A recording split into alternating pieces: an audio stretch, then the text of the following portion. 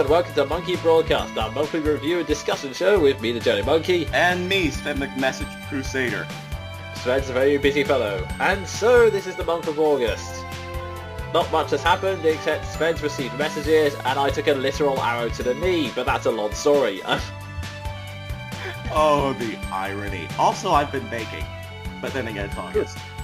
I actually misinterpreted that. I was about to ask you what you were making from, though. Well, I could actually do with some actual baking. I have donuts and waffles to make. Anyway. Oh, nice. Anyway, we'll move on before I get any hungrier. Our first section, as always, is Q&A! This is where we provide answers to questions sent to us by our fans and subscribers. If you'd like us to answer your questions, please send them to us via YouTube PMs, leave comments in this video, or head over to http://thejohnnymonkey.tumblr.com and click on the Ask button to drop a question there. We only have one question this month. It comes from Mega Shadowrunner, and he asks, What is your opinion on DLC and the way it's handled in today's gaming industry? Good question. I don't use DLC. Yeah, I have not used DLC except to download content for Fallout 3 and Mass Effect 3. The former because it added more to the story, the latter to make it suck less. I do apologize for that. I like Mass Effect 3, but that ending can kiss my ass. Fair enough. I'm sure many people would agree with you. Anyway, I guess it depends how you define DLC, because at the moment I don't really have any systems that require you to download patches, characters, missions, etc. But on the DS and 3DS, I have downloaded occasional missions. Like, I bought the download pack that allows you to use Proto Man in Mega Man 9, and I also downloaded the extra quest in Solita Robo, which were actually really good and provided more backstory and some characters that basically didn't get anything in the actual game. But aside from that, I haven't really been involved in the big controversy surrounding DLC. Yeah, I like to avoid that. Although I will personally say it's rather sad whenever you have to release DLC just to close plot, like in Mass Effect 3. Oh yeah, then yeah, that's pretty bad. Yeah, if you have to release it to finish your actual plot, or make your ending not suck, or at least suck less, because Mass Effect 3 ended up changing basically absolutely nothing, then that's kinda sad. I'm not including Fallout 3 in this whole equation, because before the expansion DLC, the plot was concluded. People just really didn't like the ending. It was by rights a good ending, but people just didn't like their character being nuked. So they expanded, added a new ending, and actually an entire new half a game. Yeah, which is a bad way to add a new ending. I think there are two main issues some people seem to have with DLC, aside from the vital to the plot thing we just mentioned. There's when the DLC is all mostly completely pointless. Like, I remember some people were rolling their eyes for how Tales of Xillia, before it was released in Japan, there were constant advertisements of, oh, get the DLC on launch day and you'll be able to get a maid costume for one of the heroes. Oh, get this DLC and you'll be able to get a butler costume. And it's like, really? That's what you're advertising the game on? The fact that you can buy silly costumes for the characters on day one? Really? Well, in fairness, buying silly costumes for characters that are supposed to be taken seriously does sound like something I would do, but still. Yeah, I suppose that's true. And the big one, and this one happened for Street Fighter Cross Tekken. Seriously, Japan, why do you keep abusing the letter X so much? Clearly it is the land of the shippers. Yes, which is actually accurate. Anyway. But yeah, the main controversy with that game was that some people even revealed that the DLC was actually on the disc and you were just paying to remove the code rather than adding it on. I'm not sure how to feel about that, because on the one hand, I can see it's kind of annoying when it's on the disc and technically it should be yours to get, but you have to pay for the code. On the other hand, it's not like the content was that important. I mean, characters that could be unlocked this way were Pac-Man in a robot, and the ironic / really badly used joke of US cover art Mega Man. Oh god, the ultimate troll. Yeah, but yeah, admittedly, with the Mega Man characters, I don't get the people demanding DLC, especially with Ultimate Marvel vs. Capcom, where you already have a Mega Man character, and basically what you're asking for is Mega Man to be put in as a clone. But in Zero, he has a sword and blonde hair and is badass. I ain't buying it. Sorry. Sob. Anyway, yeah, I really wish we could give more detailed views on that, but we haven't been that big of a part of the controversy, so we can't really say anything passionate about it. I mean, yeah, some of the details may seem a bit douchey, but it's not like anyone's forcing you to buy it, and I also don't think any of those things were that special to begin with. Sure, just to take Smash Bros. As an example, sure, I would try to unlock Game & Watch if it was already in as part of the game, but if you had to pay for him, I just wouldn't bother. I don't care if I don't get the chance to play as a character I'll probably never use anyway. Yeah, that's my take on it too. So long as you finish your story and don't have to release DLC, just to tack an ending onto a climax. Looking at you, BioWare, you used to be good with this. I think our overall opinions on DLC is that it can be used for good, but the best solution if people use DLC in a bad way is just simply not to pay for it. You know, money talks louder than words in the gaming industry, unfortunately, so... Yeah, if you hate it so much, boycott it. And that's really all we can say about that, because, again, we haven't experienced it as much as other people, sorry about that. So, with that all... Well, at least we made the most out of the question. Indeed, given our lack of knowledge. So, we'll now move on. Only being our only question this month. Send us more questions, we're hungry! Please, I'll drop my trousers and sing for food. There. Oh, sorry, questions. Image.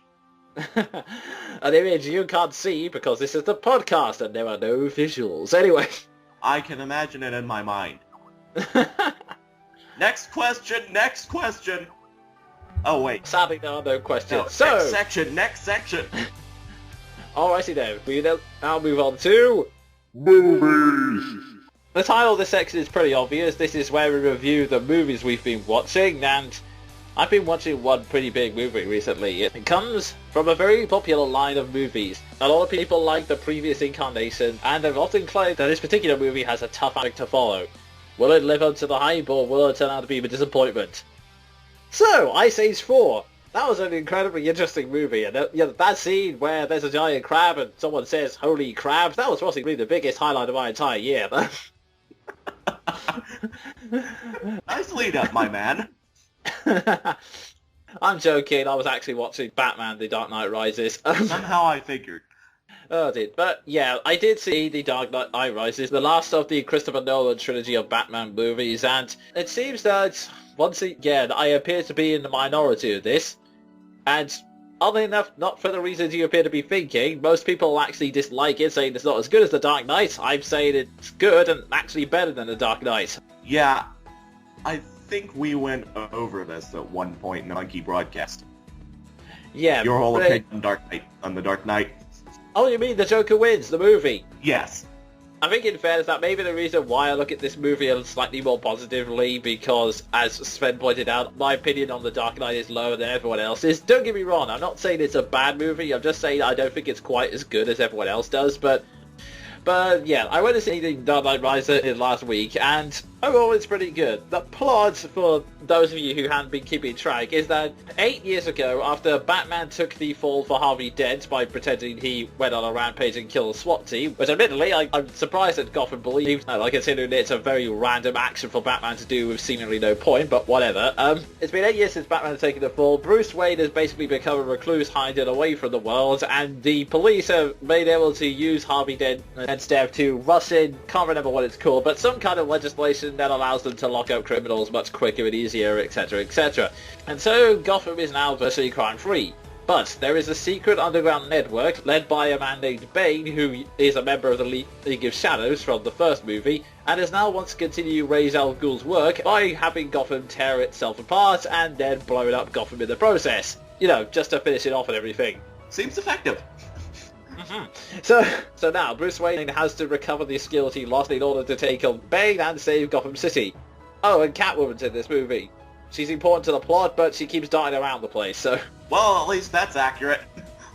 Yeah, to be fair, Catwoman is one of the best things about this movie. I mean, Anne Hathaway gives a really great performance, and her character is really well done. It kind of gets a nice balance between a decent kick-ass heroine, but not completely flawless. I mean, she does have flaws, and is proven wrong on a couple of occasions. And yeah, there are also other positives as well, because while we're talking about the actors, Bane, I really love this guy. I really, really do. I mean, his appearance looks really cool. I mean, much better than Bane normally does. It's kind of hard how to describe it, but they do kind of a slight reversal of what you expect from him, because when you see Bane's appearance, he's like this big, muscular guy with a dark mask over his face, and then he acts like this serious, thought-provoking mastermind, and although there's a slight, I guess you could say, filter to his voice because he's speaking through a mask, he actually kind of speaks in this very eloquent voice. So nice impersonation! No, seriously.